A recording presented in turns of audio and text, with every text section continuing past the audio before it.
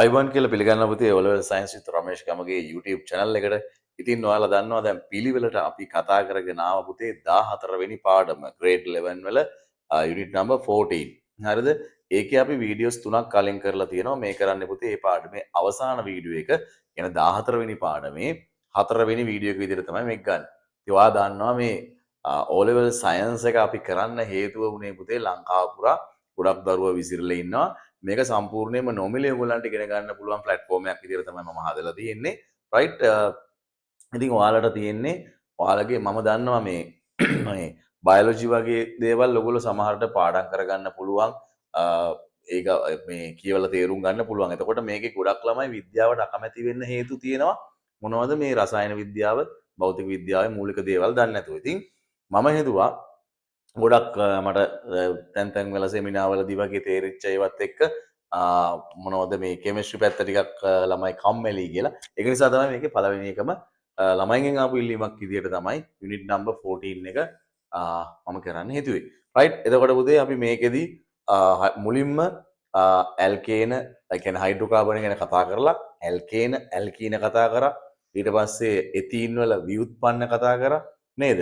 ඒ ටික කතා කරලා ඔයාලට මතක ඇති බහු අවයවික තුනක් ගැන කතා කරා. පොලිතීන්, පොලිවයිනයිල් ක්ලෝරයිඩ්, ඒ කියන්නේ PVC, ඊට පස්සේ පොලි ටෙට්‍රාෆ්ලෝරෝ එතීන් කියන බහු අවයවික තුනම කතා කරා. ඒකේ ඒක අවයවිකය, ඊට පස්සේ පුනරාවර්තන ඒකකය, බහු අවයවිකය කියන සෙට් එකම කතා කරලා ඒක ඉවරයි. ඉතින් කවුරු කෙනෙක් ඒ ටික බැලුවේ නැත්නම් ටක් ගාලා ගිහිල්ලා මේ channel එකේ කලින් වීඩියෝස් තුන බලලා ඉන්න. එතකොට සුපිරියටම මේක ගොඩ දාගන්න පුළුවන් පුතා.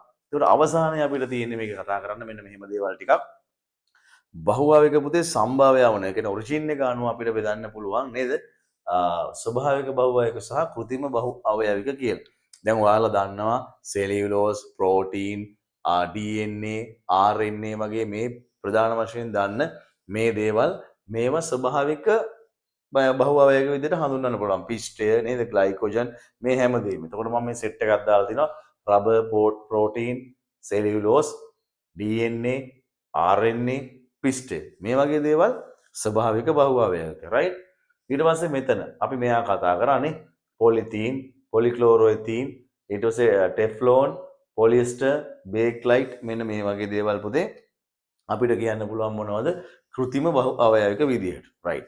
එතකොට ඔයාලගෙන් ඇහුවොත් ප්‍රශ්නකට මේවා අතුරින් કૃතිම බහු අවයවිකයක් වන්නේ, මේවා අතුරින් ස්වභාවික බහු අවයවිකයක් වන්නේ කිව්වහම මේ ටික කියන්න පුළුවන් වෙන්න ඕන. රයිට්. එතකොට ඊට පස්සේ පුතේ මෙයාගේ මේ දාම, මේ කියන්නේ පොලිමර් එකේ මේ කොහොමද මෙයා සෙට් වෙලා තියෙන්නේ කියන ආකාරය අනුව ඔයාලගේ සිලබස් එකේ දීලා තියෙනවා රේඛීය මෙතන දාලා තියෙනවා ව්‍යුහය මත පදනම්ව බහු අවයවික වර්ග කිරීම.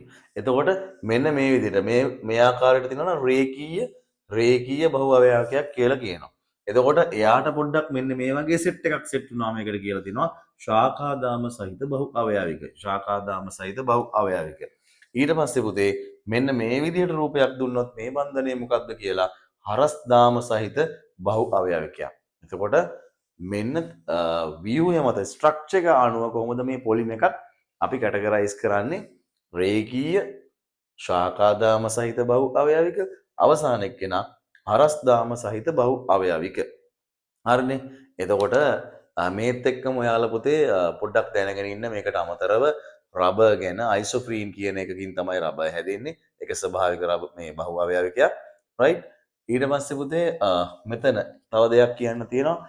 දැන් හිතන්නකෝ රබර් කියන්නේ ස්වභාවික බහු අවයවිකයක් නේ. ඔය පුතේ රබර් ගහෙන් ගන්න විදිහටම නැත්තම් ඔගෙන් අරගෙන ෂීට්ස් හදනවනේ දැකලා ඇතිනේ. ඒ රබර් ෂීට්ස් වලින් කෙලින්ම අපිට පුතේ ටයර් එකක් හදන්න පුළුවන්. ටයර් එකක පොඩි හાર્ඩ්නස් එක වැඩිනේ නේද?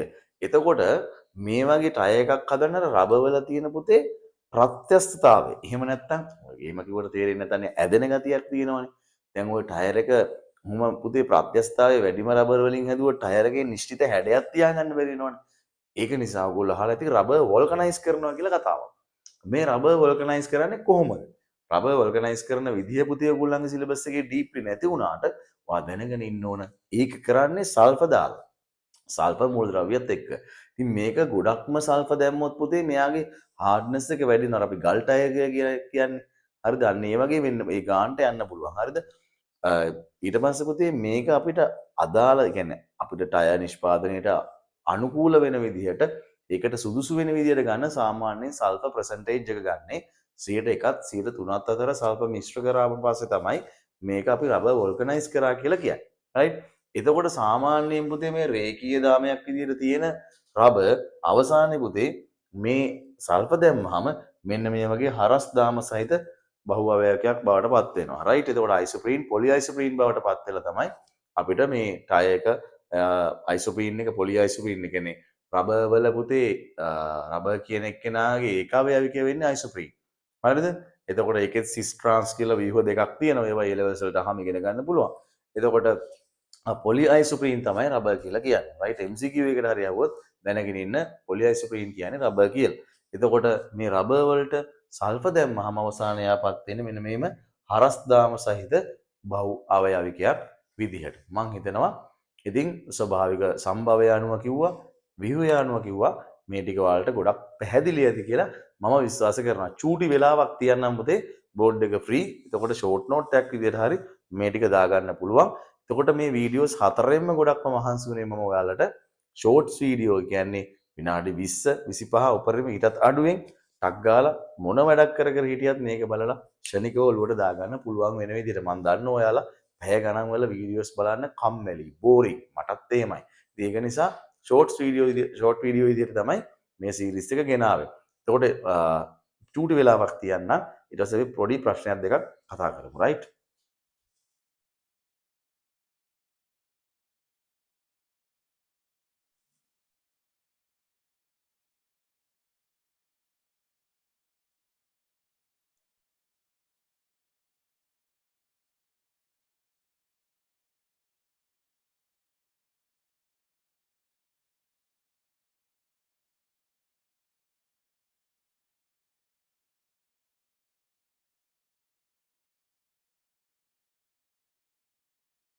හරි පුතේ මම මේ ටික එහෙනම් ඉරේස් කරනවා. ඔයාලට ඒක වීඩියෝ එක පොස් කරලා ඔයාලා මේක ලියා ගන්න පුළුවන් නම් වටිනවා. රයිට්. එහෙනම් පුතේ වැඩි අන්තිම ටිකට එන්න හදන්නේ පොඩි මේකත් එක්ක දැන් ඔයාලා දැනගෙන ඉන්නව නම් හොඳයි මේ ඒ කියන්නේ විශේෂයෙන් මේක අහන්න පුළුවන් වගේ ප්‍රශ්නයක් තමයි LPG වල මොනවද තියෙන්නේ? ලික්විඩ් පෙට්‍රෝලියම් ගෑස් එක ඔයාලගේ ගෙදර පාවිච්චි කරන ගෑස් සිලින්ඩරේ වගේ මොනවද තියෙන්නේ කියලා. ඉතින් පුතේ ඒකේ තියෙන්නේ බියුටේන් ප්‍රොපේන් මික්ස් එකක්. හරිද? ඉතින් ගෑස් නෞකාවල ගොඩක් කාලයක් වැඩ කරලා ඉතින් මේ සම්බන්ධයෙන් සෑහෙන දෙයක් දන්නවා. ඉතින් ඒක ඕගොල්ලෝ ඒ ලෙවල් පන්ති වලට වගේ ආවම ඒක කියන්න සුදුසුයි කියලා මම හිතනවා. නමුත් මෙතෙන්දී බියුටේන් ප්‍රොපේන් කියන ගෑස් දෙක මිශ්‍ර කිරීමක් වෙන්නේ පුතේ. සාමාන්‍යයෙන් බියුටේන් තමයි වැඩිපුර 70ක් විතර කිට්ටු වෙන්න බියුටේන් දාලා 30ක් විතර ප්‍රොපේන් තමයි දාන්නේ මේ LPG කියන එක හදන්න. රයිට්? එතකොට අපි බියුටේන් ප්‍රොපේන් වල බියුට් කියනකොට හතරයින් ඒන් කියනකොට මේක ඇල්කේනයක්. එතකොට මේ බියුටේන් වල ව්‍යුහ සූත්‍රය අඳින්න කියලා වගේ එකක් තියුණොත් මෙන්න බියුටේන්. හරිද? බියුටේන්. LPG වල අඩංගු හයිඩ්‍රෝකාබන දෙක ඇඳ දක්වන්න කියලා ඔලෙවල් ආවොත් මෙන්න මෙයා තමයි බියුටේන්. රයිට්? මෙයා බියුටේන්. හරිද? බියුටේන්. ඊට පස්සේ ප්‍රොපේන් උත් තියෙනවා. ප්‍රොප් කියනකොට කාබන් 3යි. මෙන්න මේ විදිහට මේ තමයි ප්‍රොපේන්. හරිද? මේ තමයි පුතේ ප්‍රොපේන්. රයිට්? මේ ප්‍රොපේන්. එතකොට මේ දෙකම ඇල්කේන්ස්. හරිද? තනි බන්ධන විතරයි තියෙන්නේ. එතකොට බියුටේන් වල ව්‍යුහ සූත්‍රය තමයි මේ ඇන්ද රසායනික සූත්‍රය C4යි H10යි පුතේ. ප්‍රොපේන් වල C3යි H8යි පුතේ. රයිට්? එතකොට දැන් මේ දෙක දන්නවා. ඒ වගේම සරල හයිඩ්‍රෝකාබනයක් වෙච්ච මීතේන් වගේ එකක් නැත්නම් මෙතේන් කියලා අපි කියන්නේ එයා ඔක්සිජන් එක දහනය වෙන ප්‍රතික්‍රියාව වගේ එකක් සරලව දැනගෙන හිටියාම ඇති ඔයාලා.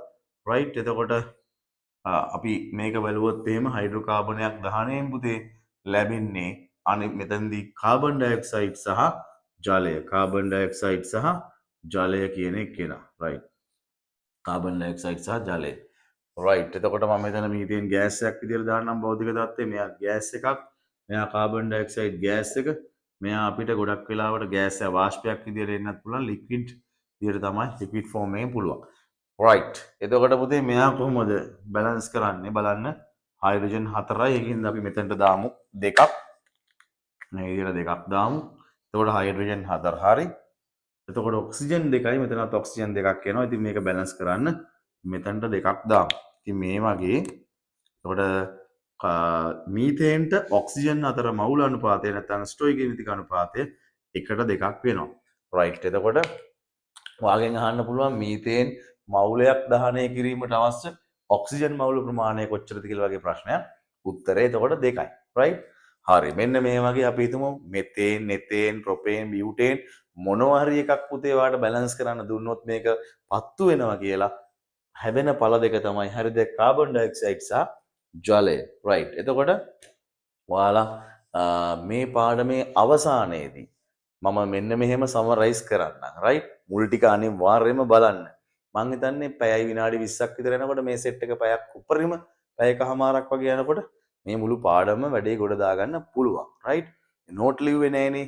ඔළුවට තමයි කතා කරේ. ඔළුවට තමයි මේ ටික දාගන්න ඕන. ඔයාලා නෝට් එක නෝට් ලියන්න ඕනේ මේක ඔළුවෙන් මේක අහන ගමන් ලියලිය ලොජිකලි වැඩේ කරන්න තව ඔයාට තේරුණා නම් තව යාළුවෙකුට කියලා දෙන්න පුතේ ඒක තමයි ඉගෙන ගන්න තියෙන සුපිරිම මෙතඩ් එක. හරිද? ඔයාටත් මතකයි පිනකුත් සිද්ධ වෙනවා. ඒ යාළුවත් ගොඩ යනවා. සුපිරි නේද? රයිට්. එතකොට පුතේ මේකේ තිබුණේ හයිඩ්‍රෝකාබන කියන්නේ මොනවද? හරි. එතකොට හයිඩ්‍රෝකාබන ප්‍රධාන වර්ග දෙක මොකක්ද? රේඛීය හයිඩ්‍රෝකාබන, ඇරොමැටික් හයිඩ්‍රෝකාබන නැත්නම් වලයාකාර හයිඩ්‍රෝකාබන. රයිට්. එතකොට අපිට ඇරොමැටික්ස් ගැන කතා කරන්න නෑ මේ ඔයාලගේ. රයිට්. එතකොට රේඛීය හයිඩ්‍රෝකාබන යටතේත් ඇල්කේන, ඇල්කීන, ඇල්කයින කියලා තුනකට බෙදෙනවා. එතෙන්දී අපිට ප්‍රධාන වශයෙන් ඔයාලගේ සිලබස් එකේ තිබුණේ ඇල්කේන සහ ඇල්කීන. එතකොට ඇල්කේන වල හැම වෙලේම තියෙන්නේ තනි බන්ධන විතරයි. කාබන් කාබන් අතර තනි බන්ධන විතරයි. ඇල්කේන, ඇල්කීන, ඇල්කයින තුනම ගත්තත් පුතේ කාබන් පරමාණු එකක් තියෙනකොට අපි කියන්නේ මෙත් කියලා. දෙකක් නම් ඒත්, තුනක් නම් ප්‍රොප්, හතර බියුට්, පහක් නම් පෙන්ට්, කාබන් පරමාණු හයක් නම් හෙක්ස්, හතක් නම් හෙප්ට්, අටක් නම් ඔක්ට්, නවයක් නම් නොන්, 10ක් නම් ඩෙක්. එතකොට මේ විදිහට පුතේ ඇල්කේන වල එන්නේ අවසානයේ ඒන් ප්‍රත්‍යය. එතකොට මෙතේන්, එතේන්, ප්‍රොපේන්, බියුටේන්, පෙන්ටේන්, හෙක්සේන්, හෙප්ටේන්, ඔක්ටේන්, නොනේන්, ඩෙකේන් කියලා මේ ඇල්කේන සෙට් එක කතා කරන්න පුළුවන්. ඊට පස්සේ කාබන් කාබන් අතර ද්විත්ව බන්ධනයක් හරි තියෙනවා නම් එයාට ඒ කියන්නේ තනි බන්ධන වලට අමතරව ද්විත්ව බන්ධනයක් තියෙනවා නම් එයාට කිව්වා ඇල්කීනයක් කියලා. එතකොට පළවෙනි එකට අපි කාබන් එකකට අදාළව කාබන් කාබන් අතර බන්ධන ද්විත්ව බන්ධනයක් දාන්න බැරි නිසා ඒක පටන් ගන්න පුතේ කාබන් දෙකක් තියෙන එක්කෙනාගෙන්. ඒ කියන්නේ මෙතීන් කියලා එකක් නැහැ. එතකොට මොකද්ද?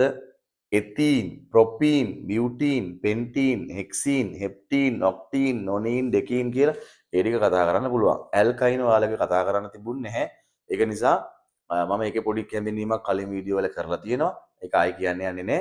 ඇල්කේන වල පුතේ කාබන් සහ හයිඩ්‍රජන් අතර ඒ පොදු සූත්‍රය දාන්නේ CnH2n ධන 2 කියලා. හරිද? එතකොට ඇල්කීන වල මේක දාන්නේ CnH2n කියලා.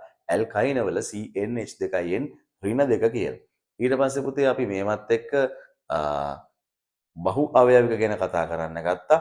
ප්‍රධාන වශයෙන් ඔයාලට මතක ඇති පොලිතීන්, ඊට පස්සේ පොලිතීන් එකෙන් පස්සේ PVC, හරි නැත්නම් පොලික්ලෝරෝ එතීන් කියන එක, ඊළඟට ටෙට්‍රාෆ්ලෝරෝ එතීන් කියන එක කතා කරා. ඊට පස්සේ සම්භාව්‍ය අණුව බහු අවයවික කොහොමද වර්ග කරන්නේ? රයිට්. ඊට පස්සේ ව්‍යුහ අණුව කොහොමද වර්ග කරන්නේ? මේ ටික කතා කරලා මෙන්න මේ වගේ චූටි ප්‍රශ්නකුත් කතා කරා. මං හිතනවා ඉතින් මේ පුංචි කාලේදී ඔයාලට මේ පාඩමේ හොඳම හරය දුන්නා කියලා. රයිට්. එහෙනම් පුතේ මම දන්නවා ෆිසික්ස් වල ඉලෙක්ට්‍රොනික සමාරුයි කියලා ඉල්ලීම් තියෙනවා. රයිට්. ඒ වගේම මේකේ තියෙන කාර්ය ශක්තිය පැත්ත, රයිට්. ඊට පස්සේ චුම්බකත්වය, මේ සියලුම දේවල් වලට කෙටි ක්‍රමත් එක්ක ඉක්මනින්ම හම් වෙන බලාපොරොත්තු වෙන ඊළඟ පාඩමෙන් මම සමු ගන්නවා පුතේ. එහෙනම් ඔයාලා හැමෝටම සුබම සුබ අනාගතයක්. පොඩ්ඩක්වත් කම්මැලි වෙන්න එපා. මේ දවස් ගාන හොඳටම ඇති ඔයාලට වැඩේ කරගන්න. ඕන දෙයක් තිබුණොත් channel එකේ අන්තිමට දාන නම්බරයකට voice message එකක් දාන්න. ගිහින් එන්නම්. අයිබෝන්. මම රමේෂ් ගමගේ.